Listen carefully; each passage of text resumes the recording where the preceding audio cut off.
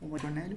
Hoje eu vou falar sobre série de Fourier, que é um outro tipo de série. Na aula anterior a gente viu sobre série de Taylor, que é uma forma de representar sinais utilizando somas infinitas de polinômios. E o requisito para a função é que ela fosse derivável, infinitamente derivável num ponto. Tá?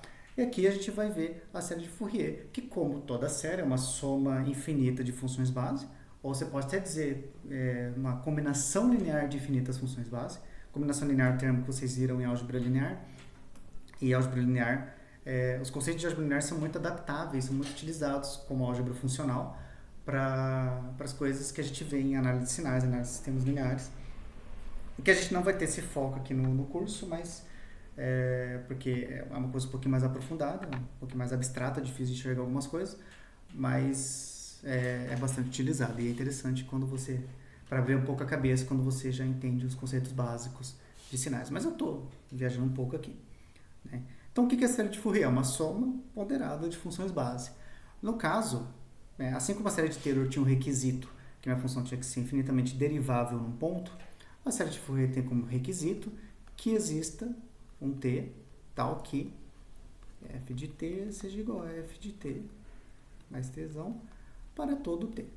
Ou seja, que exista um tzão tal que o meu sinal se repita periodicamente.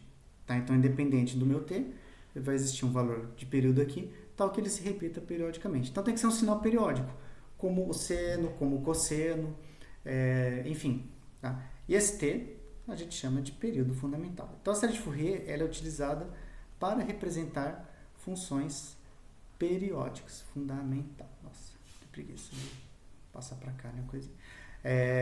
Então, ela serve para representar sinais periódicos. Tá? Como que seria? Vamos supor que f de t é uma função periódica, vamos supor que ela se repita de t em t. Então, meu f de t, escrito em termos de série de Fourier, ele vai ser uma soma, né, ponderada, o que muda aqui um pouquinho, que a soma é de menos infinito a mais infinito, lá no Taylor é de 0 até infinito, mas ambas são séries infinitas, tá? De exponencial de j, k, ômega 0, t. Okay? O que é ômega 0? Ômega 0 é 2π sobre esse período, que é o que a gente chama de frequência fundamental. Eu considero aqui, vou considerar nessa disciplina, em radianos por segundo. Então, essa frequência, por isso que é 2π sobre t, radianos por segundo. Se fosse 1 sobre t seria hertz, mas aí mudaria um pouquinho a forma de cálculo dos coeficientes. Eu vou acabar considerando a frequência em radianos. Tá? Então, a série, representar um sinal periódico em série de Fourier é representar com uma soma ponderada de exponenciais complexas. Lembrando que uma exponencial complexa, um exponencial de j, qualquer coisa, vamos colocar aqui lá de k ômega 0 t, vamos colocar de forma geral, de qualquer coisa, ele vai ser um cosseno de coisa mais j seno de coisa. Tá? Isso é uma exponencial complexa. Isso aqui é uma representação polar de números complexos. Tá? E quando você quer passar na forma trigonométrica, você usa essa representação aqui, né, por exemplo. Mas o que eu quero que vocês enxerguem é que uma exponencial complexa é um cosseno parte real e uma parte imaginária de seno. Então, isso aqui, no fundo, é como se fosse uma soma de senoides. Tá? Então, é como se fosse uma soma ponderada de cosseno de k ômega 0 t mais j seno de k ômega 0 t. Ok? É como se não, né? Na verdade isso aqui, usando essa propriedade, você consegue escrever dessa forma. Então, a série de Fourier, que o Fourier demonstrou, esse lindo, maravilhoso, é que você consegue representar qualquer sinal periódico com uma soma ponderada de senos e cossenos. Ok? E esses senos e cossenos, eles têm frequência igual a múltiplos da frequência fundamental do meu sinal. Então, por exemplo, a frequência 0 vezes ômega 0, que é o sinal constante, né? 1 vezes ômega 0, 2 vezes ômega 0, 3 vezes ômega 0, né? O K, eles são números inteiros, ok? Nossa, belos inteiros, ficou perfeito, né? K, números inteiros, não vou conseguir fazer isso.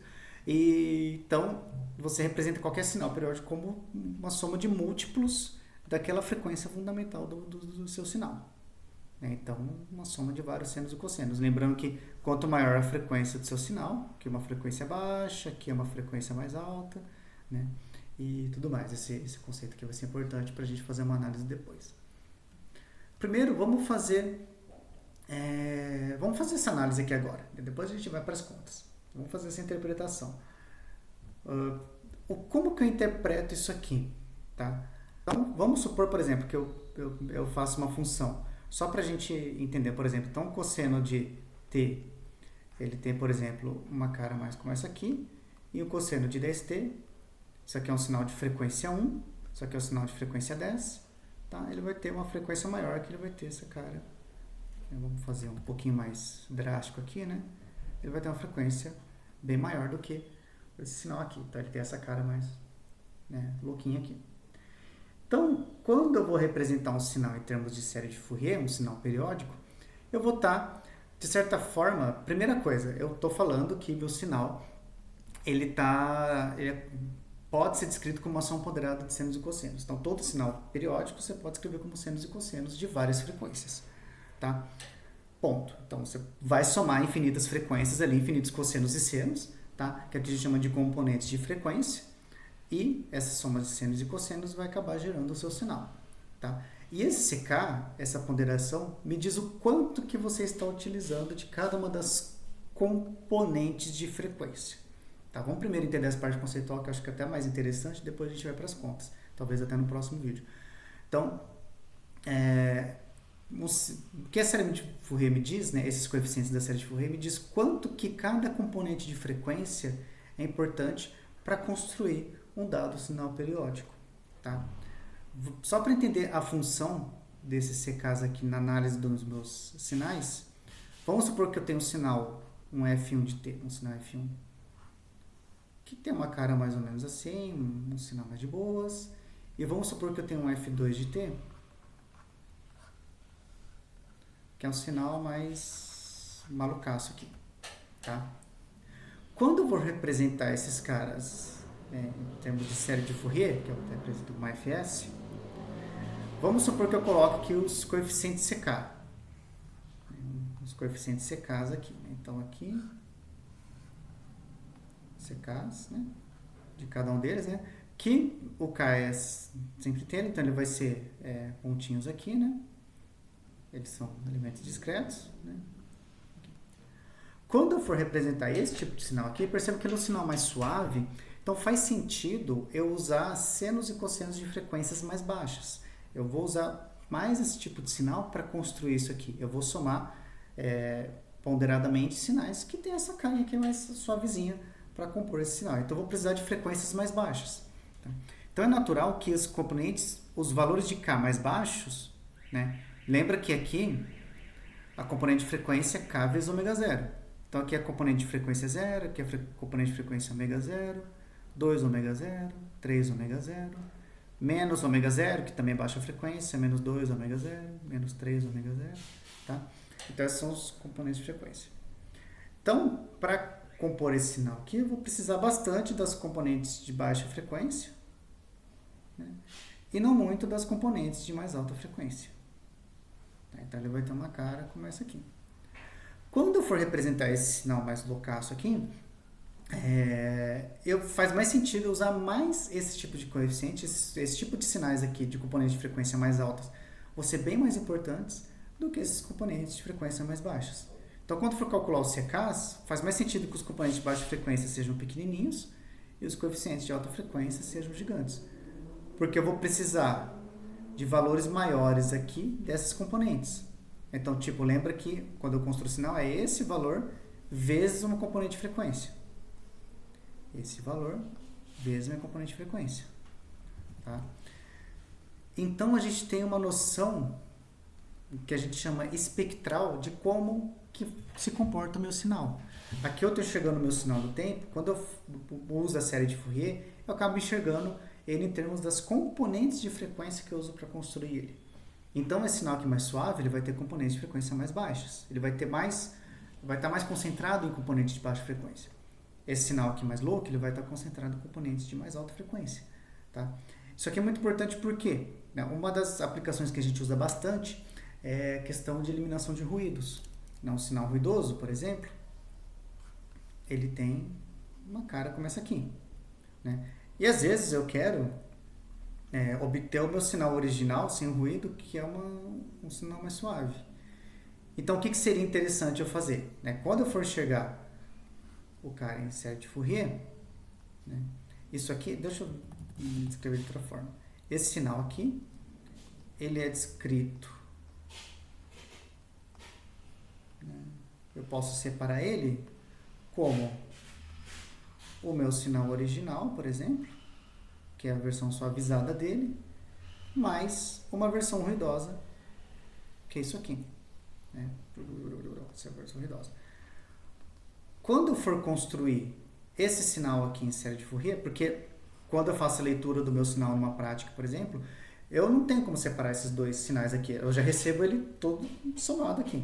Né? Então, para mim seria muito interessante fazer essa separação. E eu consigo fazer essa separação usando o conceito de Fourier. Que quando eu for fazer a representação em série de Fourier, os elementos suaves vão estar concentrados nas baixas frequências,